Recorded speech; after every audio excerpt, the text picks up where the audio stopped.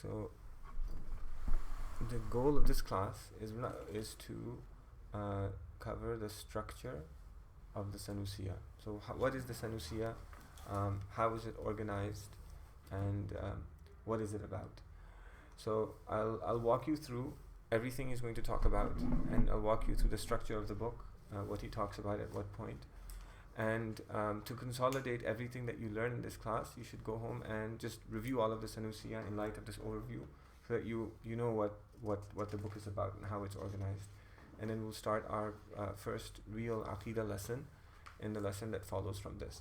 So we saw in the previous class that Shaykh al-Sanusi, he said that the first obligation of the human being, of the morally responsible human being, is to know what is necessary for Allah subhanahu wa ta'ala. There's 20 things that are mentioned in the Sanusiyya that are necessary for Allah subhanahu wa ta'ala. What is impossible for Allah subhanahu wa ta'ala, there's another 20 things. These are the opposites of the 20 things that are necessary. And what is possible, which is one thing, that makes 41. And it's also, he said that it's also obligatory to know the same for Allah subhanahu wa ta'ala's messengers. The things that are necessary, there's four that are impossible. In the Sanusiyya, he only mentions 3, but we'll add the 4. Traditionally, there's 4 that are mentioned. They get 4 plus 4, and then one thing that's possible for them, that's 9. 41 plus 9, that's 50 things. And it's these are 50 things we should walk around with. We should know them like the back of our hand. This is the basic aqidah of Ahlus Sunnah wal Jama'ah. So if we focus on the first part, the attributes that are necessary, impossible, and possible for Allah subhanahu wa ta'ala, the Sanusiyya is organized according to the science of logic. So if you've done logic before, this will sound familiar. If you haven't done it before, then I'll give you a brief overview. Take note of it. When you do the logic course, then on Seekers, the step 2 course, then go back to your notes and revisit what we do in this class. So there's a principle in logic which says that al-hukmu ala shay'in far'un an tasawwurihi, which means perceiving predication truth. Hukum, remember, is the perception of predication truth. We saw the hukum aqli and the hukum shar'i and the hukum adi in an earlier lesson. So he says al-hukmu ala shay'in, perceiving the truth of a predication, of truth or falsity, depends on conceptualizing the subject and predicate. What does this mean? Let's take an example. So if we take a statement, one of the statements of Aqidah. So if we take a statement that's about Allah subhanahu wa ta'ala, Allah Most High is beginningless. So this is a tenet of faith. This is one of the 20 things that we can add the modifier here. Necessarily, Allah Most High is beginningless. This means that Allah subhanahu wa ta'ala did not begin to exist. His existence does not need a beginning. So this book is called al-Barahin. We saw that the goal of Shaykh al-Sanusi is not just to list the things that we have to believe in, but also to give us the evidence for their truth. So we want to learn the Barahin. So we want to learn the proof that Allah Most High is really beginningless necessarily. We want to perceive this. So in order to perceive this, we need to do inference. This is an inferential statement. Inferential statement, it means that there are certain things that are known through inference. There are certain things that are known without inference. So 1 plus 1 equals 2 is known without inference.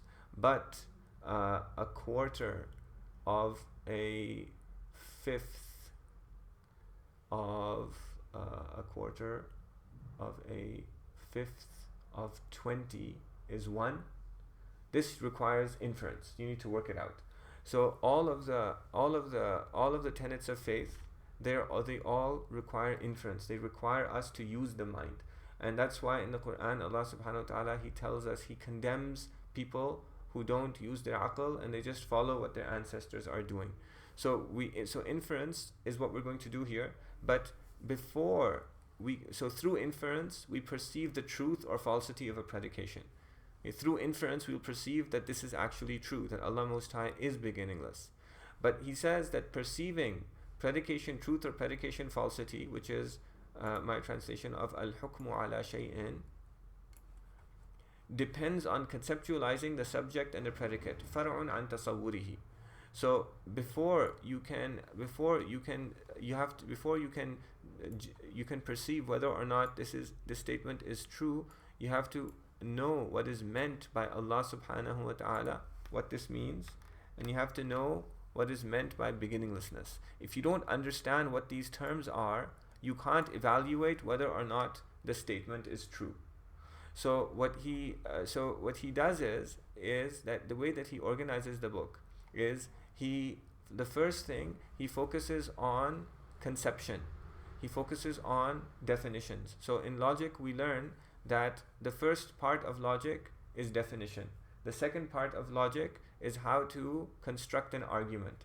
Because before you can construct an argument to discern whether or not a statement is true, you have to know the meanings of the parts of that statement. So the way that we arrive at the meaning of the way that we conceptualize the meaning of a statement is through definition. So the way that the Sanusiyya is organized is that we go, here are these 20 statements, that these are necessarily true about Allah subhanahu wa ta'ala. The first thing that Shaykh as-Sanusi does is he tells you what each one of these things means. He tells you what existence is. He tells you what beginninglessness is. He tells you what endlessness is. He tells you what it means for Allah subhanahu wa ta'ala to not resemble anything. He tells you what knowledge is. He tells you what will is. He tells you what power is. He gives you definitions, and he explains what these terms mean. That's the first thing he's going to do. He's going to go through all of these things. He's going to explain these tenets of faith. He's going to tell you what they mean. So after you have a tasawwur, after you conceptualize the subject and the predicate, then he tells you the arguments. He tells you what's the evidence for the fact that this is true. He does the same thing for, you also conceptualize the 20 things that are impossible, and the one thing that is possible, he explains it to you. So the first thing, he explains all of these things to you. Then once you understand them, now you're ready to understand the argument. Then he constructs the arguments. Same thing with the messengers. He explains the meaning of genuineness, the meaning of being protected from sin, the meaning of intelligence, the meaning of conveying everything that they're commanded to do, and also the opposites. That's the next four. And he tells you the meaning, what it means for it to be possible for them to have human traits. Then he gives you the arguments for it. Now the goal of the book is the arguments. That's why it's called Barahin. But this is how it's organized, because logically that's the proper way to go about things. So how is the Sanusiyya organized? The Sanusiyya, you have introductory matter. In the introduction, we studied how to perceive propositional truth. We learned that we can perceive the truth of a proposition by the mind alone, by revelation, or by natural conventions. We did that already. Then he introduces the idea of moral responsibility and the first obligation, which is to know everything that's necessary, possible, and impossible for Allah subhanahu wa ta'ala and his messengers. This is the introduction. What we're going to do next is we're going to conceive the attributes of Allah subhanahu wa ta'ala. He's going to explain what each one is without telling you why Allah subhanahu wa ta'ala is characterized by that. Then he's going to tell you the arguments. Why, now that you understand them, how do I know that Allah subhanahu wa ta'ala is actually characterized by those attributes? Then we're going to conceive of the messengers' attributes. He's going to give us definitions, and once we understand that, then he's going to give us arguments for them. And then at the end, he has a conclusion in which he shows that saying La ilaha illallah Muhammadur Rasulullah includes all of the above. And he shows you how the testification of faith includes all of these things. And that's how the Sanusiyya is organized. And that's what the book is about. So what you should do now is you should just open it up, just review it, look at the structure. You don't have to understand everything that's being said, but identify these parts, give it a read, familiarize yourself before we actually delve in and start conceptualizing the attributes of Allah subhanahu wa ta'ala, which we'll start in the next class. Wa sallallahu ala Sayyidina Muhammad wa ala alihi wa sahbihi wa sallam.